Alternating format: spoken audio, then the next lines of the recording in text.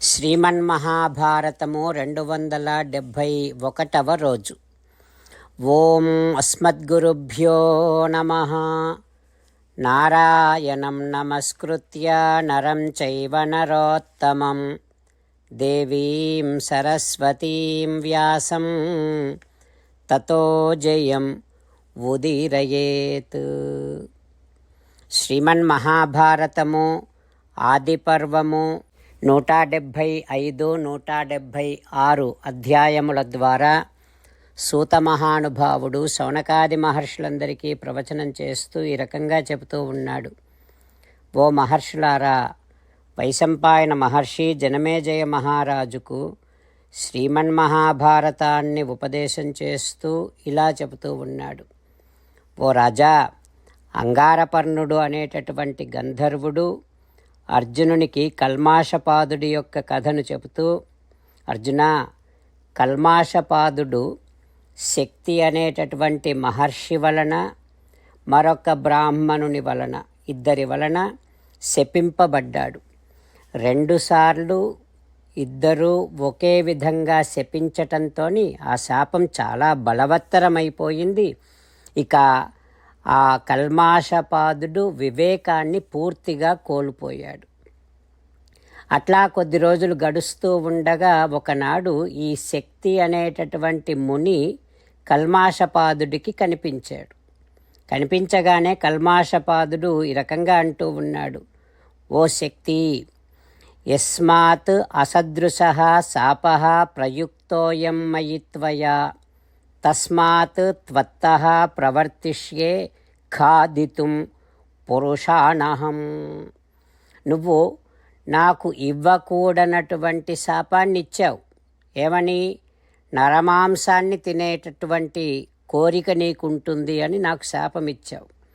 ఇప్పుడు ఆ నరభక్షణాన్ని నేను నీతోనే ప్రారంభం చేస్తా అని అంటూనే ఆ కల్మాషపాదుడు శక్తి అనేటటువంటి ముని ప్రాణాలు తీసి, పులి తనకిష్టమైనటువంటి పశువును తిన్నట్టు శక్తి మునిని తినేశాడు. ఆ రకంగా శక్తి మరణించాడు. విశ్వామిత్రుడు అది గమనించాడు. గమనించి ఆ కల్మాషపాదుడిలో ఉండేటటువంటి రాక్షసుడిని వశిష్ఠ మహర్షి ఇతర కుమారుల మీదకు, ఇతర సంతానం మీదకు ఆ రాక్షసుని రెచ్చగొట్టాడు. రెచ్చిపోయినటువంటి ఆ రాక్షసుడు సింహము మృగాలను తిన్నట్టు ఆ వశిష్ఠ మహర్షి యొక్క కుమారులందరినీ తినేశాడు. ఆ విషయం వశిష్ఠుల వారికి తెలిసింది. విశ్వామిత్రుడు తన కుమారులను చంపించిన విషయము వశిష్ఠుల వారికి తెలిసి ఆ శోకాన్ని భరించలేకపోయాడు. ఇక ఆ వశిష్ఠ మహర్షి తాను కూడా దేహత్యాగం చేయాలి అని అనుకున్నాడు. కానీ కౌశికుణ్ణి, అంటే విశ్వామిత్రుడిని మాత్రం నాశనం చేయాలి అని అనుకోలేదు ఆ మహర్షి. అందుకని ఆ వశిష్ఠుల వారు మతాంవరః, బుద్ధిమంతులలో శ్రేష్ఠుడు. అట్లాంటి ఆ పూజ్యుడైనటువంటి వశిష్ఠ మహర్షి మేరు పర్వత శిఖరం మీదకు వెళ్ళి ఇక బ్రతకటం ఇష్టం లేక పర్వత శిలలపైన దూకేశాడు. కానీ ఆయన దూది కుప్ప మీద పడ్డట్టు అయిపోయింది. అక్కడ ఏమీ కాలేదు ఆయనకి. అర్జున, మమారచపాతేన స యదా తేన పాండవ తదాగ్నిం యుద్ధం భగవాన్ సంవివేశ మహావనే. వశిష్ఠ మహర్షుల వారికి అట్లా దూకినప్పటికీ ఏమీ కాకపోవటం వలన మళ్ళీ అక్కడి నుండి వెళ్ళి ఒక భయంకరమైనటువంటి దావాగ్నితో తగలబడుతూ ఉండే మహారణ్యములోనికి ప్రవేశించాడు ఆ వశిష్ఠ మహర్షి. ఆ అగ్ని అంత తీవ్రముగా మండుతూ ఉన్నా వశిష్ఠుల వారిని మాత్రం తగలబెట్టలేదు. మండుతున్నప్పటికీ ఆ నిప్పు ఆ వశిష్ఠుల వారికి చల్లగానే అనిపించింది. ఆ రకంగా కూడా వశిష్ఠుల వారికి మృత్యువు రాకపోవటం చేత ఇంకా లోపల బాగా దుఃఖిస్తూ ఒక సముద్రాన్ని చూచి మెడకు ఒక పెద్ద శిలను కట్టుకొని ఆ సముద్రములోనికి దూకేశాడు. సముద్రములోనికి దూకగానే సముద్రపు అలల వేగము ఆ మహర్షిని ఒడ్డుకు నెట్టేసిందే తప్ప ఆ వశిష్ఠుల వారికి మరణము సంభవించలేదు. ఇక ఇవన్నీ ఇట్లా జరిగిన తర్వాత చివరకు జగామ సతతః ఖిన్నః పునరేవ ఆశ్రమం ప్రతి. ఇక చివరికి ఆ వశిష్ఠ మహర్షుల వారు మళ్ళీ ఆశ్రమానికే బయలుదేరి వెళ్ళిపోయాడు. ఆ తర్వాత ఏం జరుగుతుందో రేపు తెలుసుకుందాం. జై శ్రీమన్నారాయణ, జై శ్రీమన్నారాయణ. అమ్మా నాన్నలకు సాష్టాంగ నమస్కారం చేద్దాం. మన ఆచార్యవర్యుల శ్రీచరణారవిందములకు సాష్టాంగ నమస్కారం చేద్దాం. శ్రీ వేదవ్యాస మహర్షుల వారి దివ్య పాదారవిందములకు సాష్టాంగ నమస్కారం చేద్దాం. శ్రీ విఘ్నేశ్వర స్వామి వారి శ్రీచరణారవిందములకు సాష్టాంగ నమస్కారం చేద్దాం. శ్రీమన్మహాభారత గ్రంథరాజమునకు శిరస్సు వంచి నమస్కరిద్దాం.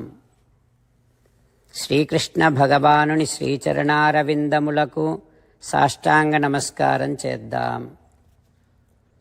మన హృదయ మందిరములోనే అంతర్యామిగా వేంచేసి ఉన్నటువంటి శ్రీమన్నారాయణుడిని సేవిస్తూ మనని మనము స్వామికి సమర్పించుకుంటున్నామనే భావనాపూర్వకముగా సాష్టాంగ నమస్కారము చేస్తూ స్వామి నామ సంకీర్తన చేద్దాం.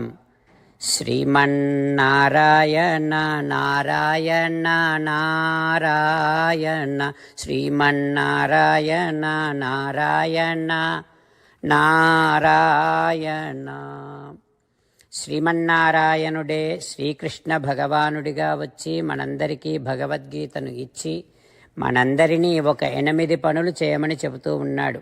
అందుకని భగవన్ తప్పకుండా చేస్తామంటూ మనం ప్రతిరోజు ఈ రకంగా మాట ఇద్దాం. హో శ్రీమన్నారాయణ కరిష్యే వచనం తవ, సర్వం శ్రీకృష్ణార్పణమస్తు. జై శ్రీమన్నారాయణ. జై శ్రీమన్నారాయణ. భక్తులకు ప్రత్యేకమైనటువంటి విజ్ఞాపన. మీకు అన్ని విషయాలలో వెంటనే మంచి ఫలితాలు రావాలి అనంటే ప్రతిరోజు 1 నిమిషం వెచ్చించి నారాయణాస్త్రాన్ని చదవండి. ఇక మీకు తిరిగే ఉండదు. నారాయణాస్త్రాన్ని పొందడానికి మీరేం చేయాలంటే నారాయణాస్త్రం అనే వెబ్సైట్కి వెళ్ళి మీ పేరు మీ ఈమెయిల్ ఇస్తే మీ ఈమెయిల్కి నారాయణాస్త్రం PDF వస్తుంది. అందులో ఒక రామాయణ శ్లోకం, ఒక గీతా శ్లోకం, ఒక విష్ణునామం ఉంటాయి. ఆ 3 కలిపి నారాయణాస్త్రం అంటాం. ప్రతి ఒక్కరికి వేరువేరు శ్లోకాలను ఇస్తున్నాం. ఆ రకంగా ఎవరి శ్లోకాన్ని వారు ప్రతిరోజు తప్పనిసరిగా చదవటం వలన ప్రతిరోజు ప్రతి 24,000 భక్తులతో ఒకసారి సంపూర్ణ రామాయణ పారాయణ, 33 సార్లు శ్రీమద్ భగవద్గీత పారాయణ, 24 సార్లు శ్రీ విష్ణు సహస్రనామ స్తోత్ర పారాయణ జరుగుతుంది. ప్రతి ఒక్కరికి అంతటి విశేష ఫలితము ప్రతిరోజు లభిస్తుంది. అందుకని మీరు మీ కుటుంబ సభ్యులు అందరూ ఒక్కొక్కరు ఒక్కొక్క నారాయణాస్త్రాన్ని వెంటనే పొందండి.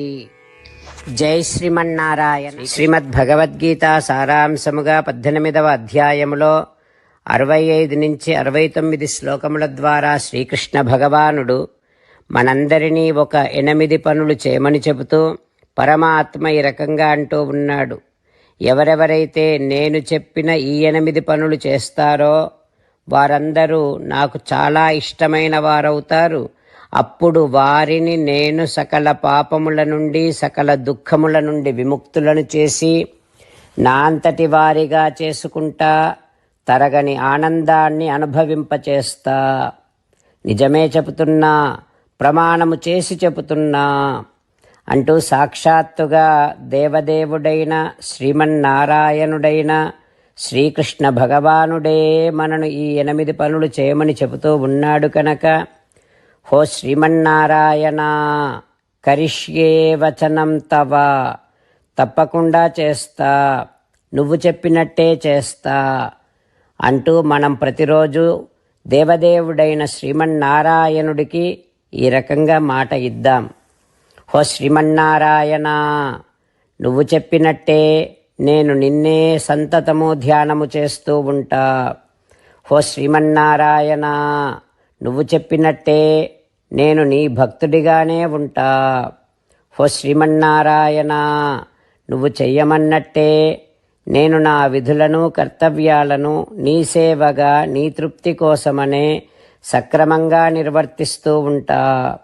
హో శ్రీమన్నారాయణ, నువ్వు చెప్పినట్టే నేను నీవాడిని అనే మహావిశ్వాసాన్ని సంతతము కలిగి ఉంటూ నా హృదయములో నీకే నమస్కరిస్తూ ఉంటా.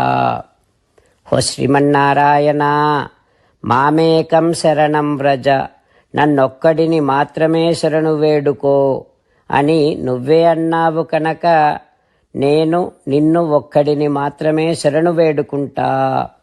హో శ్రీమన్నారాయణ, మా శుచః, ఇక దుఃఖించకు అని నువ్వే నాకు భరోసా ఇస్తూ ఉన్నావు కనుక నేను ఇక దుఃఖించను. హో శ్రీమన్నారాయణ, నువ్వు చెప్పినట్టే నువ్వు నా కోసమని చెప్పిన శ్రీమద్భగవద్గీతను ఎప్పుడో ఒక్కసారి కాకుండా ప్రతిరోజు కనీసం ఒక్క శ్లోకాన్నైనా అనుసంధానము చేస్తూ గీతోపదేశాన్ని జ్ఞాపకం చేసుకుంటూ ఉంటా. హో శ్రీమన్నారాయణ, నువ్వు చెప్పినట్టే నువ్వందరి కోసమని చెప్పిన శ్రీమద్భగవద్గీతను తెలియని భక్తులందరికీ తెలియచేసే నా వంతు ప్రయత్నాన్ని నిరంతరము కొనసాగిస్తూనే ఉంటా. హో శ్రీమన్నారాయణ, నేను నువ్వు చెప్పినట్టే చేస్తా, నీకు నచ్చినట్టే ప్రవర్తిస్తా, నీకోసమే పని చేస్తూ ఉంటా. కరిష్యే వచనం తవ. సర్వం శ్రీకృష్ణార్పణమస్తు. జై శ్రీమన్నారాయణ.